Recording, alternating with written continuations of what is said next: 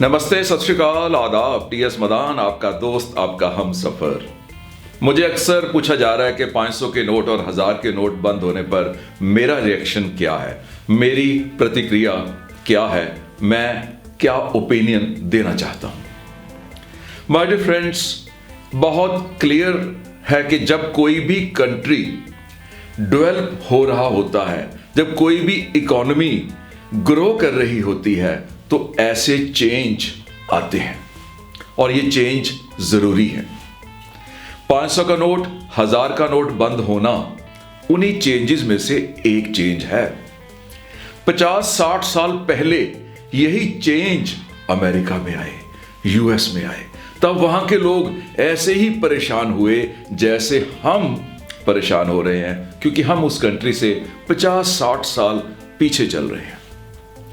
अगर मैं आपको अपने बचपन में लेके जाऊं तो आपको मैं याद दिलवाना चाहता हूं, जो मेरे से छोटे हैं उनको पता चलेगा कि हम सुबह 3-3 घंटे लाइन में खड़े होके बॉटल्ड मिल्क लेके आते थे, क्योंकि हमारे घर में वो डेयरी से दूध नहीं लिया जाता है, हम शुरू से पैक्ड दूध ही पीते हैं। तो मैं अमृतसर में रहता था, हम बॉटल का दूध लेके आते थे वेरका का। उसका कोटा होता था, लाइसेंस होता था। मेरे पास, मेरी फैमिली के पास 2 लीटर दूध का लाइसेंस था। वो टोकन हमने लटकाया होता था, हम टोकन देते थे, बॉटल्स में आता था, खाली बॉटल्स दे देते थे, बड़ी बॉटल्स मिल जाती थी और ये लाइसेंस था। 3 घंटे लाइन में लगने के बाद भी लाइसेंस शो करने पर ही मिलता था और कई लोगों को नहीं मिल पाता था। स्कूटर, वेस्पा स्कूटर, उस समय 15-20 साल के बाद टर्न आती थी। आज आप बुक करवा दो, 15-20 साल के बाद टर्न आएगी। एम्बेसडर कार, आज आप बुक करवा दो, 10-15 साल के बाद आपको मिलेगी। कैरोसिन ऑयल, मिट्टी का तेल अगर खरीदना है तो आपको लाइन में लग के ब्लैक मार्केट में खरीदना पड़ेगा। मेरे पापा की पेंट की इंडस्ट्री थी, हमारा एक रॉ मटेरियल था टाइटेनियम डाइऑक्साइड। टाइटेनियम डाइऑक्साइड पूरे इंडिया में एक ही बंदे के पास मोनोपोली थी, वो एक मिनिस्टर था और वो अपने इस प्रोडक्ट को हमेशा ब्लैक में ही बेचता था। टेलीफोन 15-20 साल के बाद कनेक्शन घर में मिलता था अप्लाई करने के बाद। ये क्यों था सारा कुछ? ये सब इसलिए था कि सारी इकोनॉमी कुछ लोगों के हाथ में थी। लोग 200, 400, 500 स्कूटर बुक करवा देते थे, 100 कारें बुक करवा देते थे। थोड़े से पैसे देने होते थे बुक करवाने के लिए, 450 रुपए में स्कूटर बुक हो जाता था। पोस्ट ऑफिस में जाके 450 रुपया डिपॉजिट करवाओ, स्कूटर बुक हो जाता था। कार 2000 रुपए में बुक हो जाती थी, 2000 रुपया पोस्ट ऑफिस में जाओ, दे दो, कार बुक हो गई। कुछ साल इंतजार करो, जब आपको स्कूटर मिल जाएगा, जब आपकी टर्न आ जाएगी तो आप उसे ब्लैक मार्केट में बेच दो। पर हम इसे लाइफस्टाइल समझ बैठे थे कि शायद ऐसी ही लाइफ होती है। जो बड़े लोग हैं, जो पॉलिटिक्स में हैं, जो लीडरशिप में हैं, शायद ये उनका अधिकार है। हमें गिला शिकवा नहीं था, हमें किसी तरह का अफसोस नहीं था, कोई कंप्लेंट नहीं करते थे। पार्ट ऑफ द लाइफ समझ के बैठे थे कि हम इंडिया में हैं तो फिर ऐसा ही हमारे साथ होना है। हम हमेशा लाइन में लगने के आदी हो गए। उसके बाद ग्लोबलाइजेशन हुई। मनमोहन सिंह जी ने पूरी इकोनॉमी को ओपन कर दिया। जैसे ही इकोनॉमी ओपन हुई, टेलीफोन मिलने शुरू हो गए, कारें लाइन लग गई, कारें बेचने वालों की लाइन लग गई, स्कूटर बेचने वालों की लाइन लग गई। हर प्रोडक्ट आपको ऐसे मिलने शुरू हो गई कि आप एज ए कस्टमर किंग बन गए, बादशाह बन गए, आपकी इज्जत होने लगी। वही बैंक जहां पर अकाउंट खुलवाने के लिए हमारे ऊपर एहसान किया जाता था, उन्हीं बैंक्स वालों ने हमारे घर में आके अकाउंट खोलने शुरू कर दिए। लेकिन जो लोग ये सब कुछ करते थे, ये ब्लैक मार्केटिंग, ये होर्डिंग, ये सब कुछ करने वाले लोग परेशान हो गए। उनको कष्ट हुआ, उन्होंने कहा कि जो हो रहा है गलत हो रहा है, लेकिन अल्टीमेटली आज की यंग जनरेशन इन सभी चेंजेस का फायदा ले रही है। एग्जैक्टली अब भी ऐसा हुआ है। चेंज हमेशा अच्छे के लिए होता है और हर व्यक्ति चेंज को रेजिस्ट करता है, चाहे वो अच्छे के लिए ही क्यों ना हो। वो कंफर्टेबल जी रहा है, उसको आदत हो गई है कि ट्रैफिक पुलिस वाले को 100 रुपया दो, चालान बचा लो। उसको आदत हो गई है कि कोर्ट में 100 रुपया दो, तरीक डलवा लो। उसको आदत हो गई है कि लाइन में लगने की बजाय 50 रुपए एक्स्ट्रा देके पीछे से चले जाओ। अब वो कष्ट हो रहा है। चेंज टेक्नोलॉजी में भी हो रहा है, चेंज इंफ्रास्ट्रक्चर में भी हो रहा है, चेंज लोगों के एक्सपोजर में हो रहा है, एजुकेशन में हो रहा है, लोगों के लाइफस्टाइल में हो रहा है। आज उसी सड़क पर, उसी हाईवे पे एक ढाबा चल रहा होता है, बहुत चल रहा होता है। एक पेट्रोल पंप रेगुलर बिजनेस कर रहा होता है, चाय की दुकान वहां पर काम कर रही होती है, एक रेडीमेड गारमेंट्स का शोरूम चल रहा होता है, एक जूते की दुकान चल रही होती है, और उसी सड़क पर अचानक फ्लाईओवर बनना शुरू हो जाता है। सभी काम चलते हुए बंद हो जाते हैं। लेकिन माय डियर फ्रेंड्स, अगर कुछ दुकानों का काम बंद हुआ क्योंकि फ्लाईओवर बन गया, सारी ट्रैफिक ऊपर से निकल गई, तो कुछ दुकानों का काम शुरू भी हो गया जो उस सड़क से दूर थे। जहां फ्लाईओवर उतरा वहां पर वो दुकानें चल गई। तो कहना क्या चाह रहा हूं, किसी भी चेंज का कुछ लोगों को फायदा होता है और कुछ लोगों को नुकसान भी होता है। अगर 10 चेंज होंगे तो 10 बदलाव में 5 चेंज आपको फायदा देंगे और 5 चेंज आपको नुकसान देंगे। लेकिन कंट्री एज ए होल अगर तरक्की कर रहा है, अगर country as a whole grow कर रहा है, तो हमें उस नुकसान को सह लेना चाहिए। करोड़ों अरबों रुपए की जाली करेंसी आपकी इकोनॉमी में घूम रही है और आप अपने कंफर्ट के लिए कि मुझे 10-20 दिन मुश्किल ना आए, वो जाली करेंसी चलती रहने दे क्या? करोड़ों अरबों रुपए की terror funding because of those जाली नोट्स ही होती थी। हथियार बिकते थे, ड्रग्स का काम होता था, कितने नौजवानों के लाइफ स्पॉइल की गई उन नशों से, उन ड्रग्स से। वो 2 नंबर के पैसे से ही होती है। रियल एस्टेट, आज आप घर खरीदने जाओ, उतना ही मुश्किल घर खरीदना है जितना मुश्किल मेरे बचपन में स्कूटर खरीदना था। एक एक व्यक्ति ने करोड़ों करोड़ों रुपए के इन्वेस्टमेंट करके रियल एस्टेट के 200 300 फ्लैट्स बुक करवा दिए, 2 नंबर में बुक करवा दिए, बेनामी प्रॉपर्टी से बुक करा दिए। 1 नंबर का पैसा किसी और ढंग से इन्वेस्ट होता है, 2 नंबर का पैसा किसी और ढंग से इन्वेस्ट होता है। अब इन हालातों में यह जरूरी नहीं था। इन हालातों में चेंज होना है। बात 500 और 1000 के नोट की नहीं है, बात है केवल चेंज की। मैं पॉलिटिकल बंदा नहीं हूं, किसी पॉलिटिकल पार्टी को बिलोंग नहीं करता हूं, किसी एक लीडर की फेवर में नहीं बोलता हूं। सिस्टम अगर अच्छा है तो मैं उसकी फेवर में बोलता हूं। चाहे वो सिस्टम कांग्रेस ने बनाया, चाहे वो सिस्टम एनडीए ने बनाया, चाहे वो सिस्टम बीजेपी ने बनाया।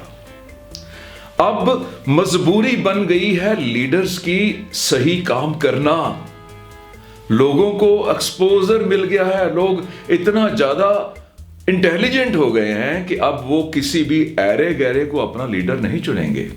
वो केवल उसी को लीडर चुनेंगे जो उनके हक में बोल रहा है, जो सही काम कर रहा है, कंट्री को ग्रो करवा रहा है। वो पुरानी राजनीति डाइंग राजनीति है, मर रही है। वो जाति के ऊपर, वो धर्म के ऊपर वो मर रही है। नेक्स्ट चेंज जो आने वाला है, मैं आपको पहले से बता दूं, सब्सिडीज इंडिया में खत्म हो जाएंगी और खत्म होनी चाहिए। आप किसी को काम ही नहीं करने दे रहे। जब सब कुछ उसको फ्री दे रहे हो, सब्सिडाइज रेट पे दे रहे हो, 2000, 5000, 7000 रुपए महीने में उसका घर चल रहा है, तो वो क्यों करेगा काम? आपने उसकी ग्रोथ को रोक दिया है। सब्सिडीज खत्म होनी चाहिए और होंगी। ये मोदी जी करे या कोई और प्राइम मिनिस्टर करे, अल्टीमेटली कंट्री के इंटरेस्ट में है। हम लोग लाखों रुपया इनकम टैक्स देते हैं, लेकिन हमें कोई प्रिविलेज नहीं है, कोई मेडिकल एड फ्री नहीं मिलती, हमारे बच्चों को स्कॉलरशिप्स नहीं मिलते, हमें कहीं पर भी कोई प्रिविलेज नहीं मिलती कि हम नेशन बिल्डिंग में कंट्रीब्यूट कर रहे हैं। मेरा अपना स्कॉलरशिप 11th क्लास में मुझे नहीं मिल पाया क्योंकि मेरे फादर इनकम टैक्स पे ही थे। लेकिन अगर आप इनकम टैक्स नहीं भरते हो, अगर आप नेशन बिल्डिंग में कंट्रीब्यूट नहीं करते हो, तो आपको सारी प्रिविलेजेस हैं। आप, क्योंकि आपने कंट्री के लिए किया ही कुछ नहीं, आप मेडिकल एड फ्री ले जाओ, आप एजुकेशन फ्री ले जाओ, आपको राशन भी फ्री मिलेगा, आपको लैपटॉप मिल जाएंगे, आपको साड़ियां मिल जाएंगी, आपको मोबाइल फोन मिल जाएंगे, आपको साइकिल मिल जाएंगे, बिजली फ्री मिल जाएगी, पानी फ्री मिल जाएगा, अगर आप इनकम टैक्स नहीं भरते हो। व्हाट इज दिस यार? ये भी चेंज आएगा और इस चेंज पर भी बहुत लोग परेशान होंगे, लेकिन कंट्री की ग्रोथ के लिए ये चेंज आएगा। तो माय डियर फ्रेंड्स, चेंज के साथ चेंज हो जाओ, एक्सेप्ट कर लो। अचानक एक सड़क के ऊपर ट्रैफिक को वन वे कर दिया जाता है, दुकानें बंद हो जाती हैं, कोई दुकानें चलती भी हैं। अचानक ई कॉमर्स शुरू हो गया, ऑनलाइन बिजनेस शुरू हो गया, सुबह मोबाइल फोन लॉन्च होता है, न्यूज़पेपर में फ्लिपकार्ट उसका एडवर्टीजमेंट देता है और शाम तक लाखों मोबाइल फोन बिक जाते हैं। और मोबाइल फोन बेचने वाले रिटेल दुकानदार कह रहे हैं कि रिसेशन है, कस्टमर नहीं है, चेंज है। रिसेशन हमारे बिजनेस में नहीं है, रिसेशन इंसानों में है। 40 साल पहले जब मैं बिजनेस में आया तो बहुत लोग बोलते थे कि रिसेशन चल रहा है, मंदी की लहर है। आज 40 साल के बाद भी वो लोग जो तब रिसेशन के बारे में बोलते थे, आज भी रिसेशन ही कह रहे हैं। जिनके काम में तब मंदी नहीं थी, उनके काम में आज भी मंदी नहीं है। चेंज को एक्सेप्ट करो। फैमिली में चेंज आ रहा है कि नहीं? अब डोंट एक्सपेक्ट कि आपके बच्चे आपको पर्सनली विश करेंगे। व्हाट्सएप एक्सेप्ट करना पड़ेगा, फेसबुक पर ही पता लगेगा कि आपका बेटा स्कूल में फर्स्ट आया है, एक्सेप्ट करना पड़ेगा। टेक्नोलॉजी चेंज हो रही है, कब तक हम चिल्लाते रहेंगे, कब तक हम दूसरे लोगों में दोष ढूंढते रहेंगे?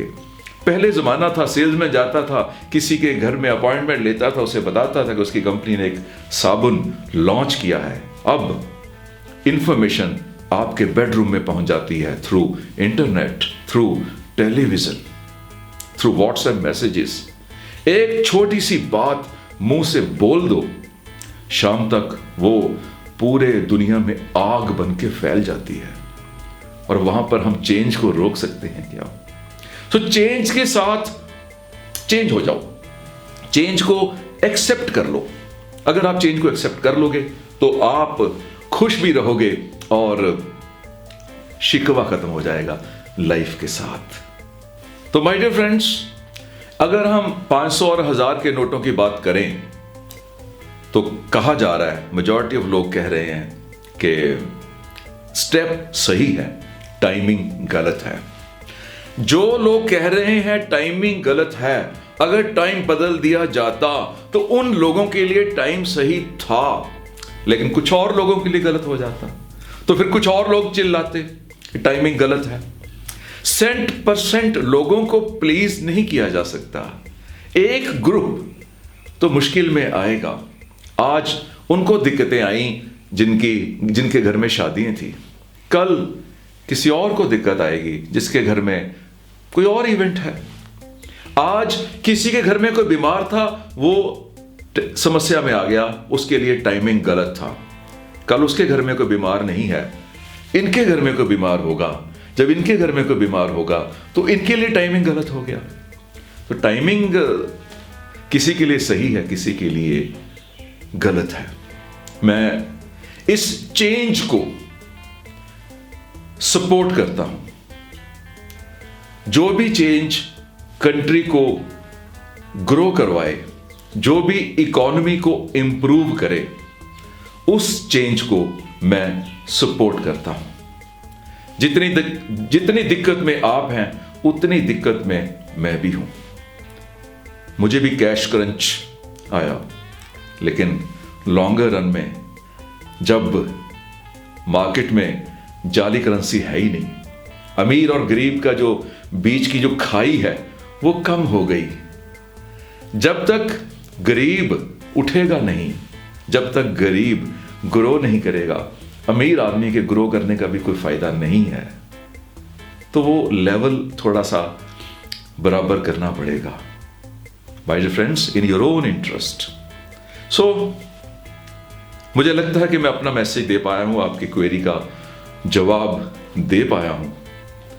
और भी जितने चेंजेस होंगे उनके लिए भी तैयार हो जाइए।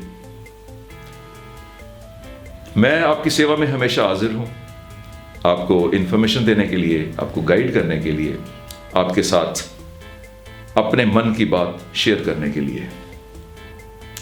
मेरा चैनल देखते रहिए। All the best. सीखते रहो, बढ़ते रहो।